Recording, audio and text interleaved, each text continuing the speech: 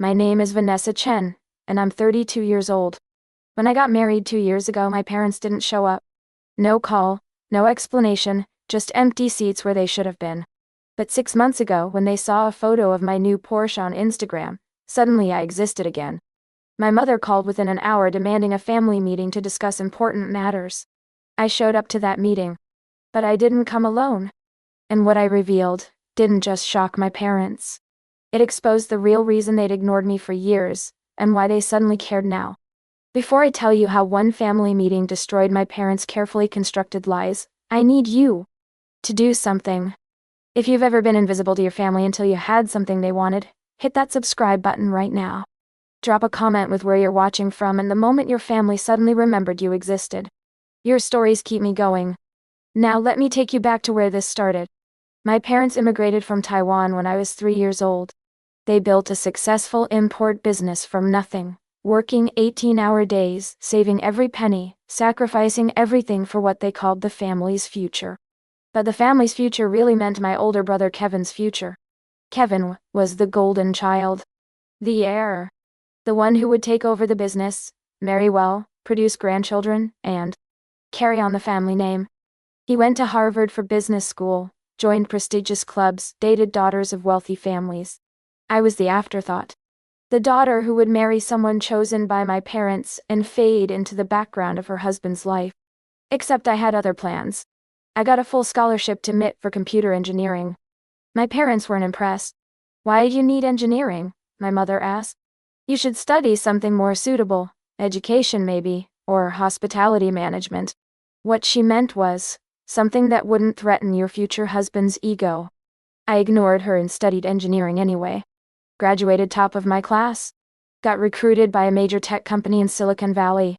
Worked my way up from junior developer to senior software architect in 5 years. My parents never asked about my work. Never attended any of my achievements. My mother would say things like, "That's nice, dear, but when are you going to focus on finding a husband?" Then I met David. David Park was a fellow engineer, kind and brilliant. We fell in love over late-night coding sessions and shared passion for solving impossible problems. He was Korean American, from a middle-class family in Chicago. His father was a high school teacher. His mother was a nurse. To my parents, this made him completely unsuitable. "He has no connections," my father said when I brought David to meet them. "No family business. No wealth. What can he offer you?" "He offers me partnership, respect, love." My mother laughed. "Love? Vanessa, love is a luxury. Security is what matters. We've been talking to the Zhang family. Their son Richard is a doctor. Very successful. You should meet him." "I'm not interested in meeting Richard. I'm with David." "You're making a mistake. This David person cannot provide the life you deserve." What they meant was, he can't provide the life that looks good to our social circle. I kept seeing David anyway. We moved in together in San Francisco, right to built a life that made us both happy. He proposed after 2 years, and I said yes immediately. When I told my parents we were engaged, the reaction was worse than I'd expected. "If you marry this man," my father said coldly, "you are no longer our daughter." "Dad, I mean it, Vanessa.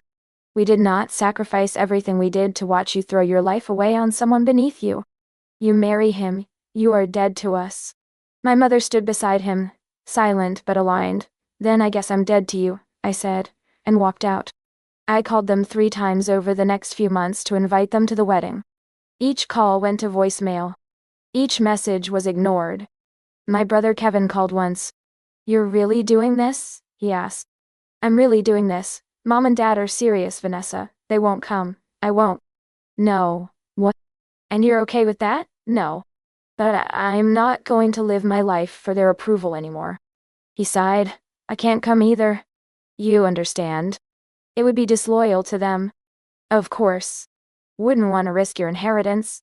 He hung up without another word. My wedding day was beautiful. Small ceremony, 50 guests, mostly David's family and our friends. I walked down the aisle alone because my father refused to come.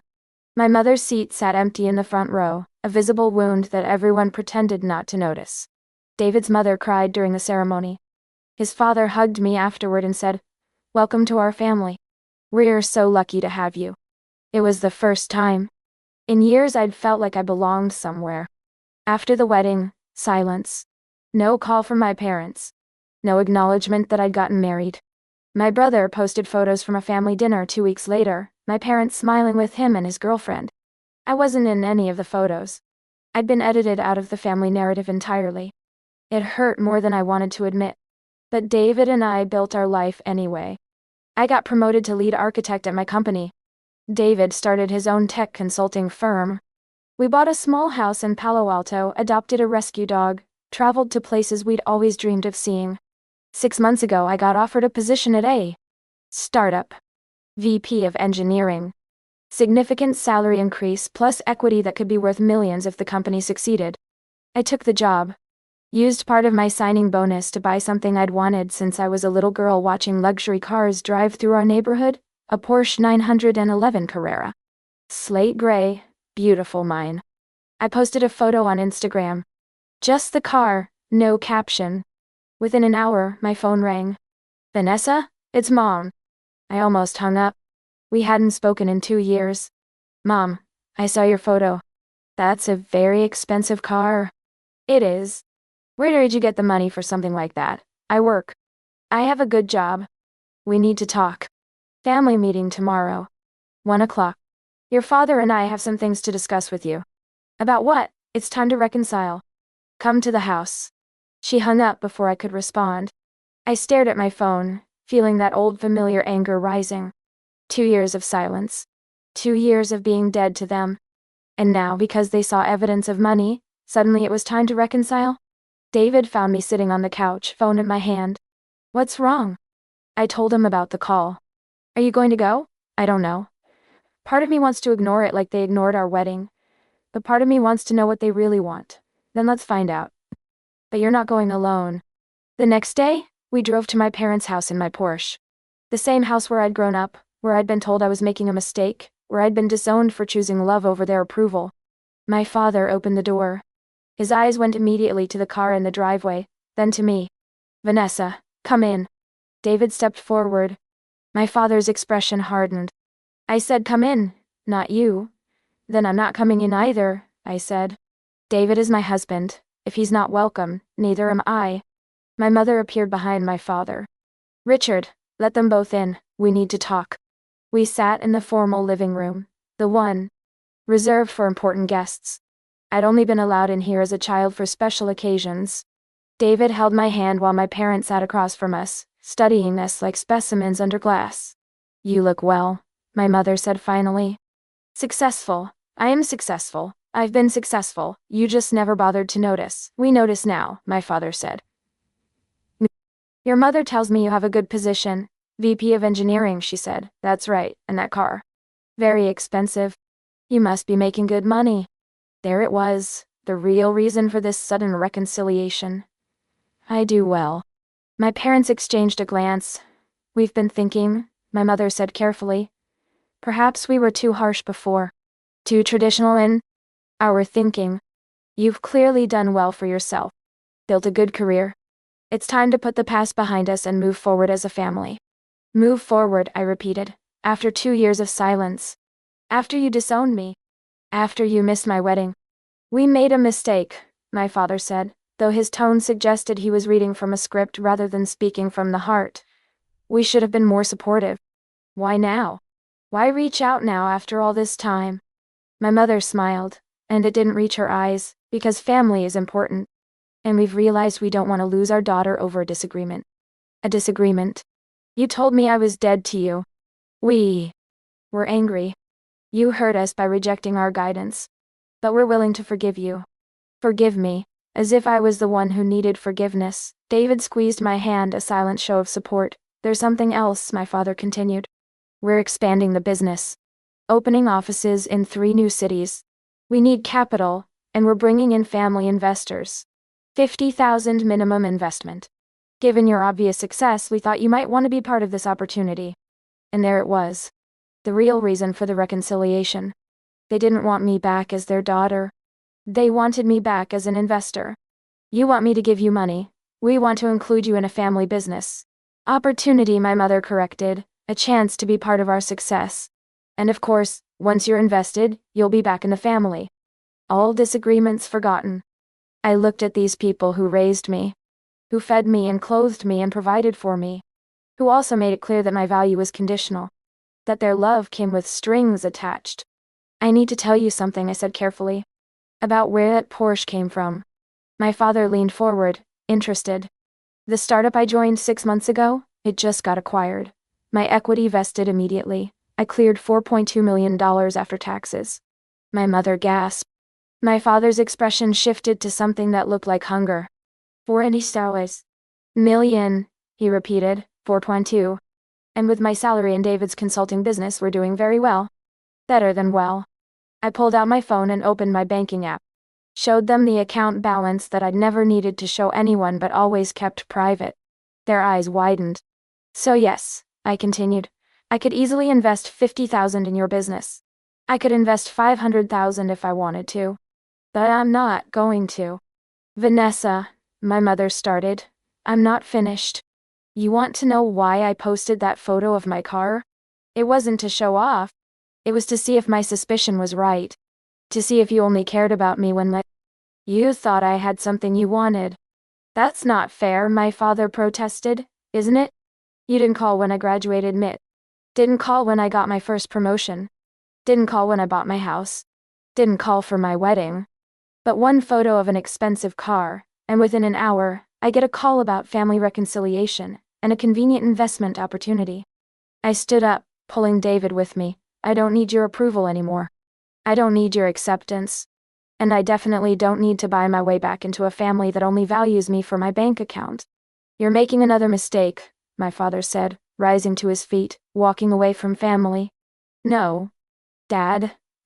No. You walked away from me 2 years ago? I'm just refusing to come back on your terms. My mother's voice rose, panicked now. The business needs this investment. We've already committed to the expansion. We're counting on family support. Then, count on Kevin. He's your golden child. Your heir. The one who chose you over his sister. Let him fund your expansion. Kevin doesn't have that kind of capital. That sounds like a planning problem, not my problem. I headed for the door. My father's voice stopped me. If you walk out now, don't come back. This is your last chance to be part of this family. I turned to look at him. You said that 2 years ago. When I told you, I was marrying David. You said I'd be dead to you. And you know what? I survived. I thrived. I built a life that makes me happy without needing your approval. So if this is my last chance, I'm taking it. I'm choosing myself again. We left. Behind us, my mother was crying. My father was shouting something about respect and gratitude. I didn't look back. In the car, David took my hand. Are you okay? I'm better than okay. I'm better than okay. I'm free. We drove home in my expensive car that I'd earned through my own work. To our house that we'd bought with our combined success. To our life that we'd built without anyone's permission. That night, my brother called. Mom told me what happened. She's devastated. I'm sure she is. Her investment opportunity fell through. That's not fair, Vanessa. They're trying to reconcile. They're trying to use me, Kevin. There's a difference. They didn't want a relationship with their daughter. They wanted access to my money. You don't know that. Then why didn't they call after my wedding? Why did it take seeing evidence of wealth for them to suddenly remember I existed? He was quiet for a long moment. Maybe you're right, he said finally. Maybe I'm just seeing it now too. What do you mean? They asked me to invest first. I don't have the capital they need, so they moved on to you. And when you're gone, there will be someone else. Cousin Michael maybe. Or one of the family friends. They're desperate, Vanessa. The business is failing. My stomach dropped. Failing? They overextended 2 years ago. Made some bad investments. They're hemorrhaging money. This expansion plan is a Hail Mary. They need cash, or they're going under. Why didn't they just tell me that? Because Dad's too proud. And because they knew you'd say no anyway after what they did to you. He wasn't wrong. I have to go, Kevin said. But Vanessa? For what it's worth, I'm sorry. I should have come to your wedding. I should have stood up for you. I was wrong to choose their approval over having a relationship with my sister. Yeah, you were. I know. And I'm going to try to do better. If you'll let me. I thought about it. About years of being second best. About being erased from family photos. About having a brother who chose his inheritance over his sister. Maybe someday, I said. But not today. 6 months passed. My parents' business did fail. I saw the notice in the local paper. Chen Imports closes after 30 years. Kevin called to tell me Dad had to sell the house, that they were downsizing to a small apartment.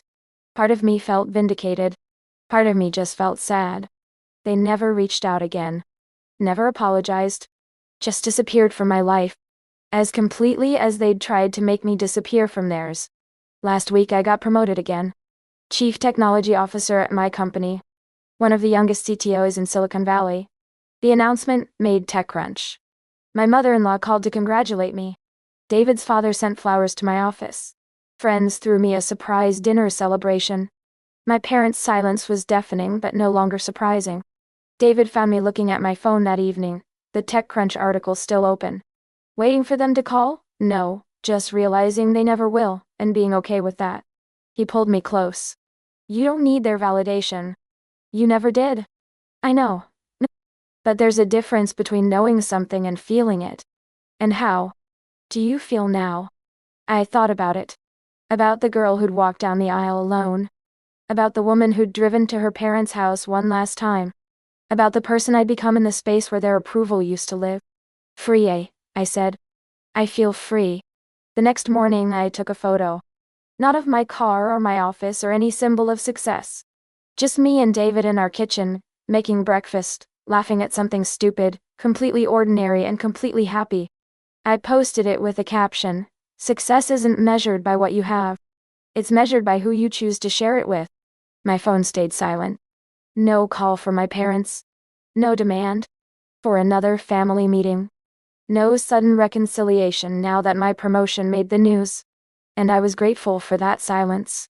It meant I no longer needed them to see my worth. I could see it myself. Your value is not determined by who claims you when you succeed. It's determined by who stands beside you before anyone knows your name. And having the wisdom to know the difference. If you made it this far, you understand what it's like to be invisible until you're useful. Hit that subscribe button for more stories about women who built success without permission. Drop a comment about a time someone only valued you for what you could provide. Your story matters. Hit like if you believe family should celebrate you unconditionally, not conditionally. And share this with someone who needs to hear that walking away from people who only love your success is not selfish. It's survival. Remember, the people who ignore you until you're successful never loved you. They loved the idea of what you could do for them. Until next time, this is Vanessa, reminding you that buying a Porsche didn't make me valuable. I was always valuable. Some people just couldn't see it until it was too expensive for them to ignore.